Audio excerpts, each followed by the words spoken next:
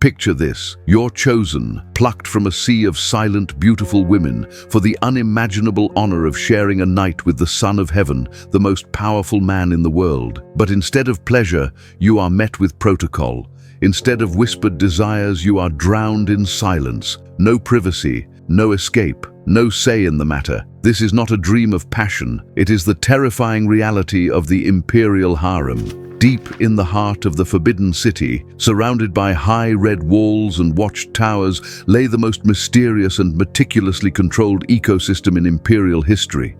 Within these labyrinthine corridors, nestled behind carved screens and jade-inlaid doors, the emperor's private chambers operated under a regime of absolute control. These were not spaces of intimacy or freedom. They were instruments of dynastic stability, ritualized surveillance, and political calculation. At the center of this gilded cage were the women of the harem, hundreds of them, empresses, imperial consorts, favored concubines, and nameless attendants, each one trapped in a system where beauty could be fatal, where affection could become ammunition, and where no woman truly belonged to herself. Contrary to popular myth, the harem was not a paradise of idle luxury and romantic leisure. It was a battlefield dressed in silk and incense, a cold, calculated bureaucracy disguised as a sanctuary. Every encounter between the emperor and a woman of the harem was carefully choreographed, tracked, and filed away by eunuchs, ministers, and astrologers.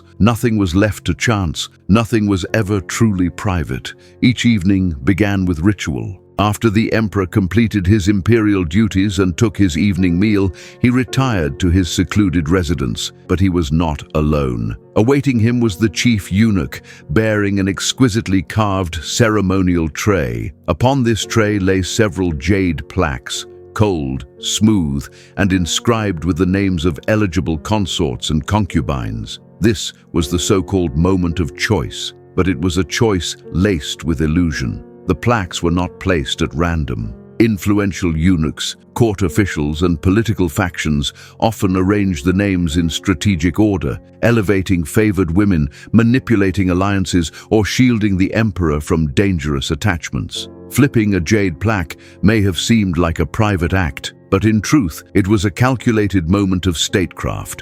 One flick of the emperor's wrist could shift the balance of power within the court. The chosen name set the machine into motion. The woman was immediately informed. There was no time to hesitate, no space for thought or emotion. She entered a whirlwind of preparation. First came the ritual purification, a bath in water steeped with exotic herbs, precious flowers, and oils from distant provinces. These baths were not simply for hygiene, they were steeped in belief. Thought to clear bad luck, enhance fertility, and purify the spirit, they marked the beginning of a transformation, from woman to imperial vessel. She was then dressed in an embroidered robe, often a single silken garment, adorned with motifs of dragons, lotuses, cranes, or phoenixes. Each symbol carried layers of meaning: longevity, purity, obedience, prosperity. Even the threads were symbolic: gold embroidery for imperial favor, crimson silk for vitality. The robe was not for her, it was for him. Her body became a sacred canvas. Then came grooming to perfection.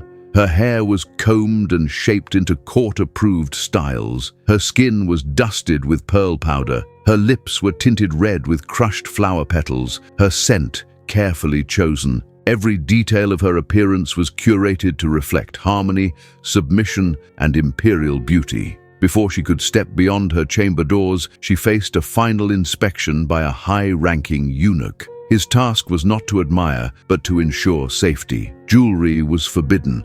Hairpins, earrings, or any item that could hide poison or sharp edges were removed. Even fingernails were checked. No accessory was allowed that could even conceivably threaten the emperor. And then, perhaps the most haunting part of the night, she was lifted onto a silk-draped stretcher, borne aloft by silent, trusted eunuchs, not to pamper her, not to honor her, but to control her. Keeping her feet off the ground removed any chance of smuggling weapons, messages, or contraband beneath her robes or in her shoes. She became a floating, voiceless object, gliding through the dim corridors of the Forbidden City toward an encounter more sacred than sensual. Upon arrival at the emperor's residence, another inspection was sometimes conducted. The stakes were too high for trust. She was then placed upon the imperial bed, where she lay in complete silence. She could not speak. She could not initiate contact. She could not move unless directed. Every moment was governed by rigid protocol. Speech could only occur if the emperor chose to address her. This was not a suggestion. It was an iron rule, a manifestation of the court hierarchy. She was not a partner. She was an offering to the state. Even the time they spent together was tightly regulated. A eunuch waited just outside the chamber, listening. 1 hour. That was the limit.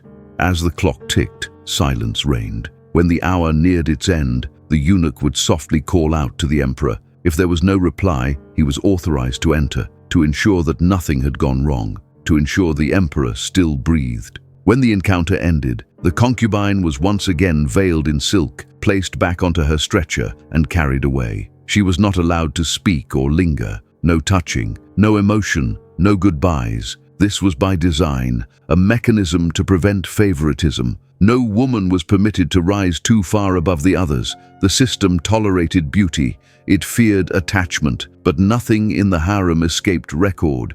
Detailed logs were kept of each encounter. Dates, times, duration, names. Even the most natural biological rhythms were tracked. During menstruation, women were considered unsuitable and inauspicious. To avoid embarrassment, concubines discreetly signaled their condition by tying red ribbons around their wrists, hanging red lanterns outside their quarters, or placing a note within their room. Yet even this fragile privacy was vulnerable. Some women, desperate for favor or desperate to conceive an heir, hid the truth. They lied about their bodies. The punishment could be severe. To prevent deception, eunuchs were assigned the humiliating task of monitoring every woman's cycle, their health, and their readiness, making even the most private parts of life subject to imperial control. The harem was beautiful. It was deadly. A single smile from the emperor could elevate a woman to near goddess status.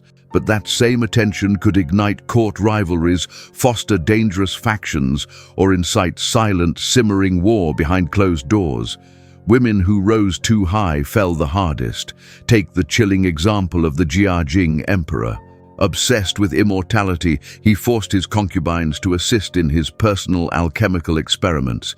He believed that their youth, their bodies, could feed his quest to conquer death. They were ordered to prepare and consume deadly elixirs laced with mercury and arsenic, potions believed to preserve his spirit. Some women collapsed, others withered over time, many died in agony. Eventually, a group of concubines, driven to the edge of madness, conspired to kill the emperor in his sleep. They failed.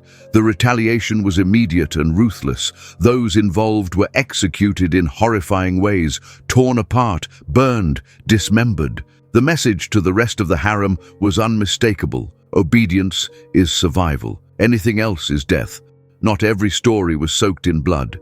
Some were soaked in sorrow. Yang Guifei, the celebrated beauty of the Tang dynasty, captured Emperor Xuanzong's heart so completely that he neglected his empire. She was his obsession, but when rebellion erupted and the empire teetered, the army turned on her, blamed her, demanded her death. To preserve the dynasty, the emperor sacrificed her, the love of his life. She was sent to a remote temple where she died under mysterious circumstances. Some say she was strangled on imperial order. Others believe she took her own life, but history remembered her, not as a villain, but as a victim. A symbol of beauty destroyed by power. Her name lives on in poems, operas, and paintings. A woman loved too much and protected too little. The rituals of the Imperial Harem were not simply about order. They were about preserving a dynasty, about protecting a man whose life symbolized the balance of heaven and earth. The jade plaques, the silent stretchers,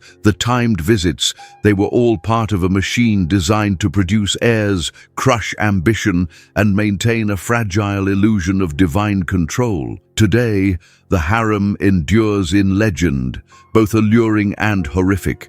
It is one of the most complex, haunting, and misunderstood institutions in Chinese history, a place where bodies were governed by law, where intimacy was orchestrated like war, and where silence spoke louder than any scream. Because in the Forbidden City, even love was a matter of state.